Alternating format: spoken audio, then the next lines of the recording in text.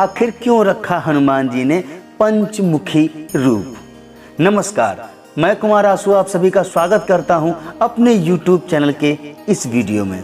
मित्रों, अगर आपने अभी तक हमारे चैनल को सब्सक्राइब नहीं किया है तो सब्सक्राइब कर लें और साइड में नोटिफिकेशन बेल को भी ऑन कर दें ताकि निरंतर आपको ऐसे भक्तिमय वीडियोस मिलते रहें। प्रभु राम के साथ युद्ध के दौरान जब रावण का बेटा मेघनाद मार दिया गया तब उसने अपने छोटे भाई अहिरावण से मदद मांगी। पाताल लोक के स्वामी अहिरावण ने अपने भाई को मदद करने का वचन भी दिया।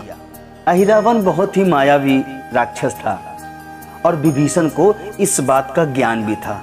अतः उन्होंने प्रभु राम से इस बात का जिक्र किया कि अहिरावण बहुत ही मायावी राक्षस है, आप सावधान रहें। रात्रि काल में पहरा देने के लिए विभीषण ने कई सारे बानरों को भी लगा रखा था। जब अहिरावण प्रभु राम के समीप गया तो उसने देखा कि बहुत सारे वानर सैनिक प्रभु राम की सुरक्षा में लगे हुए हैं। अतः अहिरावण ने विभीषण का ही रूप धारण किया और प्रभु राम की कुटिया में प्रवेश कर गए। क्योंकि अहिरावण बहुत मायावी था, उसने अपनी माया से सारी वानर सेना को, यहाँ तक कि प्रभु राम को और लखन को भी मूर्छित कर दिया।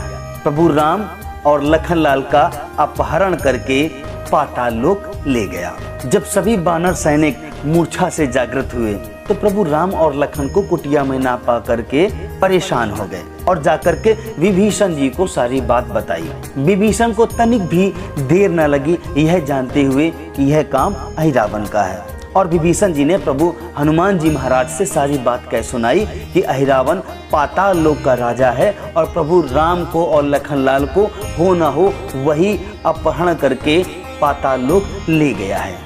और जैसे हनुमान जी महाराज ने ये बात सुनी, क्रोध से भर गए और पाताल लोक के लिए प्रस्थान कर गए।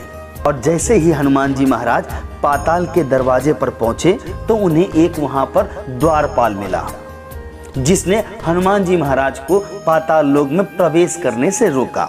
और वह द्वारपाल अजीब था। हनुमान जी महाराज ने जब उस द्वारपाल को देखा बड़े ही अचंभित हो गए और उन्होंने उस द्वारपाल का परिचय पूछा।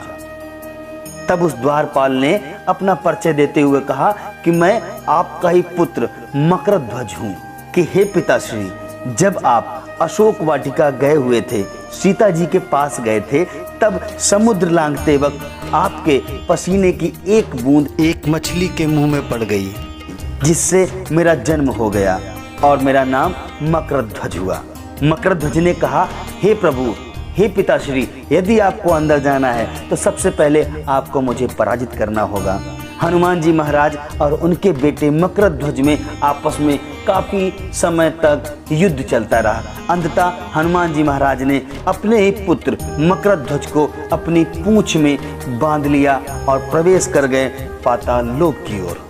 और जैसे ही हनुमान जी महाराज अहिरावण और महिरावण के क्षेत्र में पहुंचे तो उन्हें विदित हुआ कि उन्हें एक बहुत बड़ी सेना से मुकाबला करना है। तब मकरध्वज ने उन्हें बताया कि यदि आप पूरी सेना को एक साथ खत्म करना चाहते हो तो एक विशिष्ट जगह पर रखे हुए 5 दीपक जो विभिन्न विभिन्न दिशाओं में रखे हुए हैं उनको एक साथ आपको बुझाना होगा। यदि आप एक साथ उन सभी दीपकों को बुझा देते हैं तो यह सर्वस्व सेना नष्ट हो जाएगी।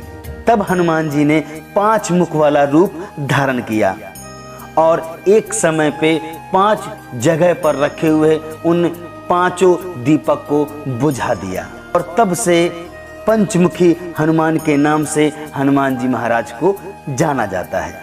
यदि वाकई आप प्रभु राम से प्यार करते हैं तो एक लाइक जरूर कीजिएगा। जय श्री राम।